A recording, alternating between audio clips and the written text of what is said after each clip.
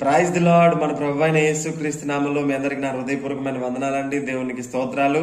ఈ సమయంలో ప్రభువు మనతో మాట్లాడబోతున్నటువంటి మాట హబక్కూకు ప్రవచన గ్రంథం 1వ అధ్యాయము 16వ వచనం.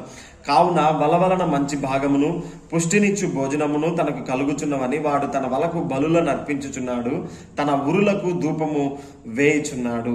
ఇక్కడ మనకి ఒక చేపలు పట్టేటువంటి జాలరి కనపడుతూ ఉంటాడు. ఒక చేపలు పట్టేటువంటి జాలరి దేని ద్వారా తనకి జీవనం లభిస్తుంది? వల ద్వారా చేపలు పడడం ద్వారా తనకి జీవనము లభిస్తుంది. ఇక్కడ ఉరి అని ఉంది. ఉరి అంటే గాలము. కాబట్టి ఇతను ఏం చేస్తున్నాడంటే తనకు భోజనం పెడుతుందని చెప్పేసి ఆ వలకి బలులు మరియు ధూపములు అర్పిస్తున్నాడు. బలులు మరియు ధూపములు ఆ రోజుల్లో దేనికి అర్పిస్తారంటే దేవునికి మాత్రమే అర్పిస్తారు. అంటే ఇతను దేవుని స్థానంలోకి వలను తీసుకొని వచ్చి పెట్టాడు. మనలో కూడా మనం చాలా మందిని కూడా మనం చేస్తున్నటువంటి ఆ పనిని, మనకి ఉపయోగపడుతున్నటువంటి పనిముట్లు, వస్తువులు, వాహనాలు మనకి భోజనాన్ని పెడుతూ ఉంటాయి. వీటిని తీసుకొని వచ్చి మనం దేవుని స్థానంలో పెడుతూ ఉన్నాము.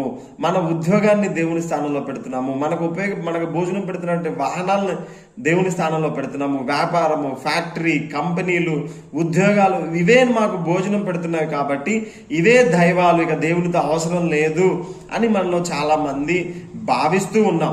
నిజంగా అది కరెక్టా? ఇప్పుడు మనం వాడుతున్నటువంటి పనిముట్లైనా, వస్తువులైనా, టెక్నాలజీ అయినా, వ్యాపారం అయినా, సకల వ్యాపారాలు అది ఇది అని చెప్పడానికి లేదు. ఏ వ్యాపారం అయినా ఆ వ్యాపారాలకు అవసరమైనటువంటి ముడి పదార్థము ఎక్కడి నుంచి లభిస్తుంది? ఈ సృష్టి నుంచి లభిస్తుంది. అసలు ముడి పదార్థమే లేకపోతే ఏ వస్తువు చేయలేము, ఏది కనిపెట్టలేము, ఏ వ్యాపారము కూడా చేయలేము. అది సృష్టి నుంచి లభిస్తుంది, భూమి నుంచి లభిస్తుంది. ఈ భూమిని, ఈ సృష్టిని ఎవరు చేశారు? దేవుడు చేశాడు. మరి చేసిన వాడు గొప్పవాడా? చేయబడినది గొప్పదా? చేసిన దేవుడే గొప్పవాడు. మరి మనం దేవుడు చేసినటువంటి ముడి పదార్థాన్ని ఉపయోగించుకుంటూ వ్యాపారం చేస్తూ దాని ద్వారా భోజనాన్ని సంపాదించుకుంటూ నాకు భోజనం ఇదే పెడుతుంది అని చెప్పేసి దాన్ని పూజించడం న్యాయమా? కరెక్ట్ అయిన విధానమేనా? అసలు దానినిచ్చింది ఎవరు? దేవుడే కదా. మరి అలాంటప్పుడు ఎవరు మనకు భోజనం పెడుతున్నారు? దేవుడు మనకి భోజనం పెడుతున్నాడు. దేవుడు ఈ అవసరాలన్నీ మనకు ఉంటాయని తెలిసే ఈ సమస్తమైన సృష్టిలో అవసరమైనటువంటి ప్రతి పదార్థాన్ని పెట్టాడు. దాన్ని వినియోగించుకొని మనం జీవనం సాగిస్తున్నాం. కాబట్టి మనం చేస్తున్న పని కంటే కూడా దేవుడు గొప్పవాడు, దేవుడు మొదటివాడు. ఆయనకి ఇవ్వాల్సినటువంటి మహిమను మనం ఇవ్వాలి. మరి పనిని నిర్లక్ష్యం చేద్దామా? అలా చెప్పకూడదు. దేవుడు ఏం చెప్పాడు?